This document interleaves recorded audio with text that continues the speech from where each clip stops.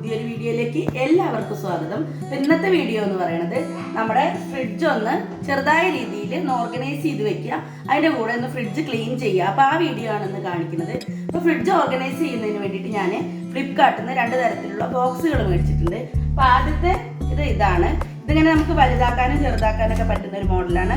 പിന്നെ ഇങ്ങനെ നമ്മുടെ ഫ്രിഡ്ജിൻ്റെ ഗ്ലാസ്സിൽ ഇങ്ങനെ ക്ലിപ്പ് ചെയ്ത് വെക്കാൻ പറ്റുന്ന ഒരു സൈസാണ് ഇങ്ങനത്തെ. അപ്പോൾ അടുത്തതെന്ന് പറഞ്ഞാൽ ഇങ്ങനത്തെ നീളത്തിലുള്ള ഒരു ബോക്സ് ആണ്. ഇതും 4 എണ്ണമാണ്. അത്യാവശ്യം ബലമൊക്കെ ഉള്ള ഒരു സൈസാണ്. അപ്പോൾ നമുക്ക് നമ്മുടെ വീഡിയോയിലേക്ക് പോകുന്നതിന് മുൻപ് സബ്സ്ക്രൈബ് ചെയ്യാത്തവരൊക്കെ ഒന്ന് സബ്സ്ക്രൈബ് ചെയ്യുക, ലൈക്ക് ചെയ്യുക, ഷെയർ ചെയ്യുക. അപ്പോൾ നമുക്കിനി വീഡിയോയിലേക്ക് പോവാം. ഇപ്പോൾ നമ്മൾ ഫ്രിഡ്ജ് ഓർഗനൈസ് ചെയ്യുന്നതിൻ്റെ 1 മണിക്കൂർ മുന്നെങ്കിലും നമ്മുടെ ഫ്രിഡ്ജിൻ്റെ കറണ്ട് കണക്ഷനൊക്കെ ഒന്ന് ഓഫ് ചെയ്ത് വെക്കണം. എന്നാലാണ് നമ്മുടെ ഫ്രീസറിലുള്ള ഐസൊക്കെ ഒന്ന് ഉരുകിയിട്ട് ആ ഫ്രീസറൊക്കെ നമുക്ക് നന്നായിട്ട് ക്ലീൻ ചെയ്യാൻ പറ്റുള്ളൂ. അപ്പോൾ ഞാനിവിടെ ഫ്രിഡ്ജൊക്കെ കറണ്ട് കണക്ഷനൊക്കെ വിടിയിച്ച് വെച്ചിട്ടുണ്ട്. നമുക്കിനി ഓരോരോ സാധനങ്ങളായിട്ട് ഇറക്കി വെക്കണം. എന്നാലാണ് എന്നിട്ട് കഴുകി ക്ലീൻ ചെയ്താലേ നന്നായിട്ട് വൃത്തിയാവുള്ളൂ. ഞാനിപ്പോൾ ഫ്രൂട്ട്സൊക്കെ ഇങ്ങനെ വാങ്ങി കൊണ്ടുവരുമ്പോൾ തന്നെ കവറിൽ നിന്ന് എടുത്തിട്ട് ഈ ഗ്ലാസിൻ്റെ മുകളിൽ അങ്ങനെ വെക്കാറാണ് പതിവ്. ഇപ്പോൾ ഓർഗനൈസറൊന്നും എനിക്ക് വേറെ ഇല്ല. അപ്പോൾ ഞാൻ ഈ ഗ്ലാസിൻ്റെ മുകളിൽ അങ്ങനെ വെക്കാറാണ്. അപ്പോൾ അതിന് വേണ്ടിയിട്ടാണ് ഇപ്പോൾ ഒരു ഓർഗനൈസേഴ്സ് വാങ്ങിയിരിക്കുന്നത്. ഞാൻ ഈ പച്ചക്കറിയൊക്കെ ഇങ്ങനെ നമ്മളിങ്ങനെ അവിടെയും ഇവിടെയൊക്കെ ഒരു ഓർഡർ ഇല്ലാതെ ഇടുമ്പോൾ നമുക്ക് എടുക്കാനും ബുദ്ധിമുട്ടാണ്. എവിടെ ഇരിക്കണത് എന്നൊന്നും അറിയില്ലല്ലോ.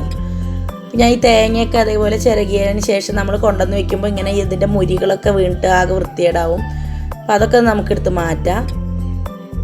അപ്പോൾ ഞാൻ ഈ മുട്ട ഇങ്ങനെ ഒന്നിച്ചെടുക്കാൻ വിചാരിച്ചതാണ്. അപ്പോൾ അത് പൊട്ടിയാലോ എന്ന് പേടിച്ചിട്ട്, കാരണം ഇങ്ങനെ പൊക്കുമ്പോൾ അതൊന്ന് താഴെ വീണാലോ അത് പേടിച്ചിട്ട് പിന്നെ ഓരോന്നോരായിട്ട് പെറുക്കി വെച്ചിരിക്കുകയാണ്. അപ്പോൾ ഞാൻ ടൊമാറ്റോ സോസും ചില്ലി സോസും പിന്നെ സർവത്താണ്, അതൊക്കെ ഞാൻ ഫ്രിഡ്ജിൽ ഇങ്ങനെ ഒരു സൈഡിൽ വെക്കാറാണ് പതിവ്. പിന്നെ പച്ചമുളകൊക്കെ ആണെങ്കിലും ഈ അറയിൽ ഇങ്ങനെ നിരത്തിയിടും. പച്ചമുളക് വെച്ചാൽ വലിയ കുഴപ്പമില്ല. പക്ഷേ തക്കാളി അങ്ങനെ തന്നെ വെക്കാറ്. പക്ഷെ ചില സമയത്ത് തക്കാളിയൊക്കെ ഇങ്ങനെ ചീഞ്ഞളിഞ്ഞ് അതിൽ ചില അടിയിൽ കിടക്കുന്നതൊക്കെ നമ്മൾ കാണില്ല. മേലത്തേക്ക് എടുത്ത് വരുമ്പോഴാവും താഴെ 2-3 ചീഞ്ഞളിഞ്ഞ വെള്ള കളറിലെ ചുമപ്പ് കറയൊക്കെ പിടിച്ച് പിന്നെ ആകെ പോകാൻ ബുദ്ധിമുട്ടാവും. അപ്പോൾ നമ്മൾ സാധനങ്ങളൊക്കെ എല്ലാതും എടുത്ത് മാറ്റിയിട്ടുണ്ട്. ഇപ്പോൾ നമ്മുടെ ഫ്രീസറിൻ്റെ ഉള്ളിലാണ് ഒത്തിരി വൃത്തികേടുള്ളത്. ഞാൻ കേക്ക് ഉണ്ടാക്കാനായിട്ട് ചോക്ലേറ്റ് മേടിച്ച് വെച്ചിട്ടുണ്ടായിരുന്നു. അത് മക്കളിങ്ങനെ ഇടയ്ക്കിടയ്ക്ക് ഓരോ കഷ്ണം എടുത്ത് അതൊന്ന് കഴിക്കും, പിന്നെ അത് അവിടെ തന്നെ കൊണ്ട് നീക്കി വയ്ക്കും. അങ്ങനെ ആയതാണ്. അപ്പോൾ ഞാൻ ഫ്രിഡ്ജ് തുടയ്ക്കാനായിട്ട് ഇപ്പോൾ ഇളം ചൂടുള്ള വെള്ളത്തിൽ കുറച്ച് വിനാഗിരി ഒഴിച്ചിട്ടാണ് എടുത്തിരിക്കുന്നത്. ഇപ്പോൾ സോപ്പ് ഓയിലൊന്നും ഞാൻ ഉപയോഗിക്കാറില്ല. കാരണം അതിൻ്റെ പത പോവില്ല, പിന്നെ അതിൻ്റെ ഒരു സ്മെല്ല് ഉണ്ടാവുമല്ലോ. ആ സ്മെല്ല് നമുക്ക് ഈ പച്ചക്കറിയിലൊക്കെ ഉണ്ടാവുമെന്ന് പേടിച്ചിട്ട് ഞാൻ ഫ്രിഡ്ജിൻ്റെ ഉള്ളിൽ തുടയ്ക്കാൻ സോപ്പൊന്നും ഉപയോഗിക്കാറില്ല. പിന്നെ നല്ലൊരു വെള്ള തുണിയാണ് ഞാൻ ഇവിടെ സെറ്റ് മുണ്ടിൻ്റെ ഒരു കഷ്ണം കീറിയിട്ട് പുതിയൊരു തുണിയായിട്ടാണ് എടുത്തിരിക്കുന്നത്. ഇനി ഇത് നമുക്ക് നന്നായിട്ട് കഴുകിയെടുത്താൽ ഇനി അടുത്ത പ്രാവശ്യം ഇത് തന്നെ ഉപയോഗിച്ചാൽ മതി. നല്ല ക്ലീനായ തുണി വേണം നമ്മൾ എടുക്കാൻ. പിന്നെ വിനാഗിരി കൊണ്ട് തുടയ്ക്കുമ്പോൾ നമുക്ക് അതിലുള്ള ബാഡ് സ്മെല്ല്, ഇപ്പോൾ ഈ പച്ചക്കറിയൊക്കെ എന്തെങ്കിലും ചീഞ്ഞാലോ ഒക്കെ ഉള്ളൊരു ബാഡ് സ്മെല്ല് നമുക്ക് ഒഴിവാക്കാൻ പറ്റും. അതിനാണ് ഞാൻ വിനാഗിരി എടുത്തിരിക്കുന്നത്. പിന്നെ ഇത് അധികം പഴക്കമില്ലാത്ത ഫ്രിഡ്ജ് ആയതുകൊണ്ട് വലിയ വൃത്തികേടൊന്നുമില്ല. പിന്നെ കുറേ പഴകിയ ഫ്രിഡ്ജൊക്കെയാണ്, കുറേ കറയും ഒക്കെ പിടിച്ചിരിക്കുന്നതാണെങ്കിൽ നമുക്ക് അതിൽ കുറച്ച് സോഡാ പൗഡർ ഇട്ട് കൊടുക്കുക. സോഡാ പൗഡർ ഇട്ടിട്ട് ഒരു 10-15 മിനിറ്റ് വെച്ചതിന് ശേഷം നമ്മൾ തുടച്ചെടുക്കുകയാണെങ്കിൽ നല്ല ക്ലീനായി കിട്ടും. അപ്പോൾ ഈ ഭാഗത്തൊക്കെ ഈ ചിക്കുമൊക്കെ വന്ന് ഇങ്ങനെ പിടിക്കണ ഭാഗത്ത് നിറയെ അവരെ കയ്യിലുള്ള ചെളിയൊക്കെ ഉണ്ടാവും. ഒരു 15 ദിവസം കൂടുമ്പോൾ എങ്ങനെയും നമ്മൾ ഫ്രിഡ്ജൊന്ന് ക്ലീൻ ചെയ്യണം, അല്ലെങ്കിൽ പിന്നെ ഇതും ആവില്ല ഫ്രിഡ്ജിൻ്റെ അവസ്ഥ. കുട്ടികൾക്ക് സ്കൂളൊന്നും ഇല്ലാത്തുമ്പോൾ അവർ എന്തും ഇത് ഓടി വന്നത് തുറക്കലും അടക്കലും ഇനി ഒന്നും ഇതിലില്ലെങ്കിലും അത് ഇടയ്ക്കിടയ്ക്കൊന്ന് വന്ന് തുറന്ന് നോക്കിയാൽ തന്നെ അവർക്ക് ഭയങ്കര എന്തോ ഒരു ആശ്വാസം കിട്ടുന്ന പോലെയാണ്. എന്തോ ഒരു നിധിയുള്ള പോലെ വന്ന് തുറക്കുക, അത് അപ്പം തന്നെ ഒന്നുമില്ല എന്ന് പറഞ്ഞിട്ട് അടയ്ക്കുക. അത് കുറച്ച് കഴിഞ്ഞാൽ വീണ്ടും തന്നെ ഇതിലൊന്നും ഇല്ല എന്ന് പറഞ്ഞാലും വീണ്ടും അതിങ്ങനെ തുറക്കുക അടയ്ക്കുക, അത് തന്നെ അവർക്ക് പണി. അപ്പോൾ നമ്മുടെ ഫ്രിഡ്ജ് തുടയ്ക്കലൊക്കെ ഏകദേശം കഴിഞ്ഞു. ഉള്ളൊക്കെ നല്ല നീറ്റും ക്ലീനായിട്ടുണ്ട്. എൻ്റെ സൈഡിലൊക്കെ ഞാൻ വിരൽ വെച്ചിട്ട് ഇങ്ങനെ തുടക്കിക്കൊണ്ട് ഉള്ളിലത്തേക്ക് ആ സൈഡിലത്തേക്ക് അഴുക്ക് പോയിട്ടുണ്ടായിരുന്നു. ആ ഹോളിലൊക്കെ ഇങ്ങനെ ചളി പോയി പിടിക്കാറുണ്ട്. അപ്പോൾ അതൊക്കെ നമ്മൾ നന്നായിട്ട് വിരൽ വെച്ചിട്ട് തന്നെ തുടച്ചെടുക്കണം. അപ്പോൾ ഞാനിവിടെ ഒരു സ്പോഞ്ച് വെച്ചിട്ടാണ് ഗ്ലാസ്സൊക്കെ കഴുകിയെടുക്കുന്നത്. നല്ല സോഫ്റ്റായൊരു സ്പോഞ്ചാണ്. എന്നിട്ട് സോപ്പ് ഓയിൽ ഉപയോഗിച്ചിട്ടാണ് കഴുകണത്. സ്ക്രബ്ബറൊന്നും ഉപയോഗിക്കാൻ പാടില്ല, കാരണം ഈ ഗ്ലാസ് ആകുമ്പോൾ നമുക്ക് അതിലൊക്കെ വര വീഴും. അല്ലെങ്കിൽ തന്നെ എൻ്റെ പഴയ ഫ്രിഡ്ജിന് ഞാൻ ഇങ്ങനെ പഴയ കറിയൊക്കെ ബാക്കിയുണ്ടെങ്കിൽ, തലേ ദിവസത്തെ കറിയൊക്കെ ബാക്കിയുണ്ടെങ്കിൽ സ്റ്റീൽ പാത്രത്തിലൊക്കെ വെച്ചിട്ട് അങ്ങോട്ട് നീക്കിയിട്ടും അതൊന്നും ഇങ്ങോട്ട് വലിച്ചിട്ടൊക്കെ ഗ്ലാസ്സിലൊക്കെ നിറയെ വര വീണിട്ടുണ്ടായിരുന്നു. അപ്പോൾ അങ്ങനെ വരാതെയൊക്കെ അത് ശ്രദ്ധിക്കണം. നമ്മൾ ശ്രദ്ധിക്കുന്നുണ്ടെങ്കിൽ തന്നെ കുറച്ച് കാലമൊക്കെ നമ്മുടെ ഫ്രിഡ്ജ്, കുറച്ച് കാലം നല്ല ശ്രദ്ധിക്കുകയാണെങ്കിൽ നമുക്ക് കുറച്ചധികം കാലമൊക്കെ ഫ്രിഡ്ജൊക്കെ ഉപയോഗിക്കാം.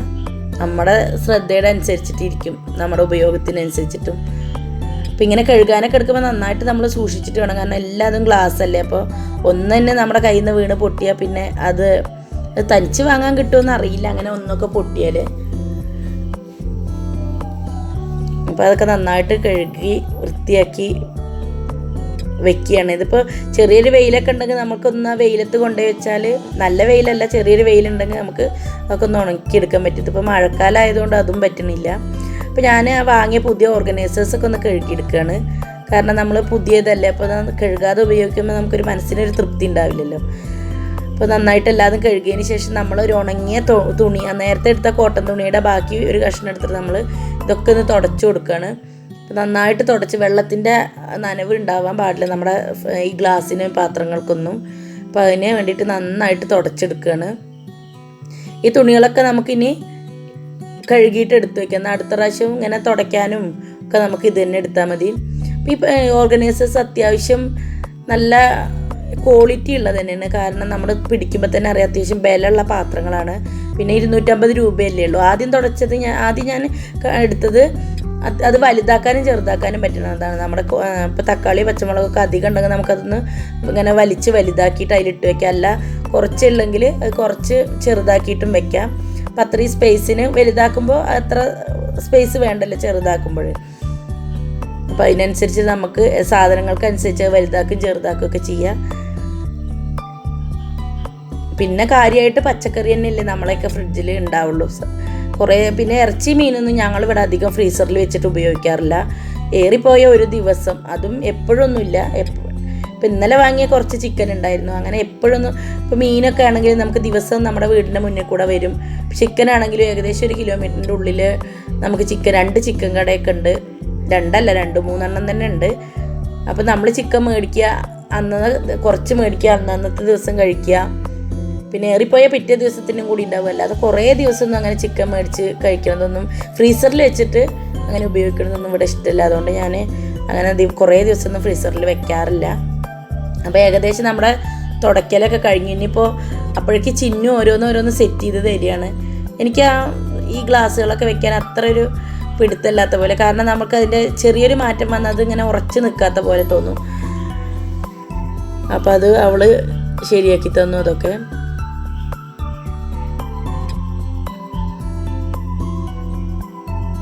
പിന്നെ ഇവിടെ ഈ ഡയറി ട്രേയിൽ പിന്നെ വലിയ കാര്യമായിട്ടൊന്നും പാലുൽപ്പന്നങ്ങളൊന്നും ഉണ്ടാവില്ല. കാരണം ഇവിടെ പാല് സൊസൈറ്റിയിൽ നിന്നാണ് മേടിക്കാറ്, പാക്കറ്റ് പാല് മേടിക്കാറില്ല. പിന്നെ തൈരും വീട്ടിലുണ്ടാക്കുകയാണ് ചെയ്യാറ്. അതുകൊണ്ട് പാക്കറ്റിൻ്റെ പരിപാടി എപ്പോഴെങ്കിലും ഇനി കിട്ടാത്തുമ്പോൾ മാത്രമേ നമ്മൾ പാക്കറ്റ് പാലോ പാക്കറ്റ് തൈരൊക്കെ ഉപയോഗിക്കാറുള്ളൂ. അപ്പോൾ ആ ഗ്ലാസ്സുകളൊക്കെ അങ്ങനെ വെച്ച് കൊടുത്തു. ഇപ്പം നോക്കുമ്പോൾ നല്ല പുതിയ ഫ്രിഡ്ജ് പോലെ ആയിട്ടുണ്ട്, നല്ല വൃത്തിയായിട്ടുണ്ട്. അപ്പം ഇത് ഞാൻ വിപ്പിംഗ് ക്രീമാണ്. അതൊക്കെ ചിക്കു ഇടയ്ക്കിടയ്ക്ക് പോയി എടുക്കുക, തുറക്കും, എന്നിട്ട് കുറച്ചത് എടുത്ത് ഐസ്ക്രീം പോലെ ബീറ്റർ കൊണ്ട് അടിച്ചിട്ട് അതിൽ കുറച്ച് പഞ്ചസാര ഇട്ടിട്ട് ഇടയ്ക്ക് അതൊക്കെ കഴിക്കും. അതൊക്കെയാണ് ഇവിടുത്തെ പരിപാടി. അപ്പോൾ മുട്ടയിലൊക്കെ നനവുണ്ടായിരുന്നു. അപ്പോൾ അതൊക്കെ ഒന്ന് തുടച്ച് വെക്കുകയാണെങ്കിൽ നല്ല വൃത്തിയാവുമല്ലോ പറഞ്ഞിട്ട് തുടച്ച് വെക്കുകയാണ്. മുട്ട പിന്നെ എപ്പോഴും ഇവിടെ സ്റ്റോക്ക് വേണം. ചിക്കുവിന് എന്തില്ലെങ്കിലും ഒരു മുട്ട ഉണ്ടെങ്കിൽ അവൻ അത് കൂട്ടിയിട്ട് ചോറുണ്ടുള്ളൂ. അതുകൊണ്ട് പിന്നെ മുട്ട എപ്പോഴും സ്റ്റോക്കാവും. ഫ്രൂട്ട്സൊക്കെ ഇങ്ങനെ ഇട്ട് വെക്കാനാണ് ഞാൻ ഇങ്ങനത്തെ ബോക്സ് മേടിച്ചത്. എപ്പോഴും ഫ്രൂട്ട്സ് ഒന്നും ഉണ്ടാവില്ല, എന്നാലും കിട്ടുമ്പോൾ നമുക്ക് ഇങ്ങനെ വെക്കാമല്ലോ എന്ന് വിചാരിച്ചിട്ട് ഇങ്ങനെ വെക്കുകയാണെങ്കിൽ നല്ലൊരു ഭംഗിയും വൃത്തിയൊക്കെ ഉണ്ട്. പിന്നെ അതുപോലെ തേങ്ങാമുറി ഞാൻ ഇങ്ങനെ ഒരു പാത്രത്തിലാക്കി വെച്ചു. ഇനിയിപ്പോൾ അതിൻ്റെ മുരി വീഴുകയാണെങ്കിൽ ആ പാത്രത്തിൽ വീഴുമല്ലോ. പിന്നെ ഇത് കറി പൗഡറുകളാണ്, ചിക്കൻ മസാല, സാമ്പാർ പൊടി, അതൊക്കെ പൊട്ടിച്ച പാക്കറ്റാണ്. അപ്പം ഇനി അതിലിരിക്കട്ടെ പറഞ്ഞിട്ട് പിന്നെ മാഗിയുടെ ഒരു പാക്കറ്റും പൊട്ടിച്ചതുണ്ടായിരുന്നു. അപ്പോൾ അതും അതിൽ വെച്ചു.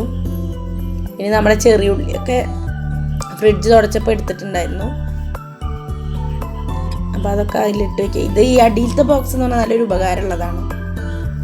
ഇങ്ങനെ പുറമേക്ക് കാണൂല്ല. അതൊക്കെ അതിൽ വെച്ചു.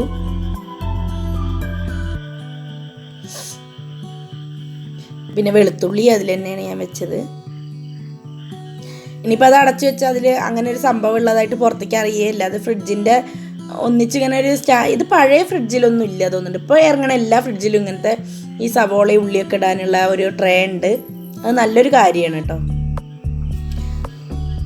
ഇപ്പം ഏകദേശം നമ്മുടെ സാധനങ്ങൾ ഒതുക്കൽ ഇങ്ങനെ നടന്നുകൊണ്ടിരിക്കുകയാണ്. നമുക്ക് തക്കാളി ഞാനപ്പോൾ അതൊന്ന് വലുതാക്കി ആ പാത്രം എന്നിട്ടാണ് അങ്ങനെ തക്കാളി ഞാൻ ഉള്ളിലേക്ക് വെച്ച് കൊടുത്തു. കാരണം അത് അത്യാവശ്യം വെയിറ്റ് ഉള്ളതല്ല. അതിങ്ങനെ തൂക്കിയിടുമ്പോൾ നമുക്ക് അതിങ്ങനെ ക്ലിപ്പ് ചെയ്ത് വെച്ച് കൊടുക്കുമ്പോൾ ചിലപ്പോൾ അത് വെയിറ്റ് ഉള്ളതാവുമ്പോൾ ഗ്ലാസ്സിൽ വെയിറ്റ് വന്നാലോ വിചാരിച്ചിട്ട് ഞാൻ തക്കാളിയെ ഗ്ലാസിൻ്റെ മുകളിലേക്ക് വെച്ച് കൊടുക്കുകയാണ് ചെയ്തത്. പിന്നെ പാല്, ചില്ലി സോസ്, നെയ്യൊക്കെ അങ്ങനെ വെച്ചു. പിന്നെ ചെറിയൊരു കഷ്ണം മത്തനും കാബേജും ഉണ്ടായിരുന്നുള്ളൂ. അത് പിന്നെ ആ ബോക്സിലിട്ട് വെച്ചു, വെജിറ്റബിൾ ബോക്സിൽ. പിന്നെ മല്ലിയില അതൊക്കെ ഇങ്ങനെ ക്ലിപ്പ് ചെയ്ത് തൂക്കിയിട്ട് കൊടുത്തു. കാരണം അതൊന്നും വലിയ വെയിറ്റ് ഇല്ലാത്തതല്ലേ.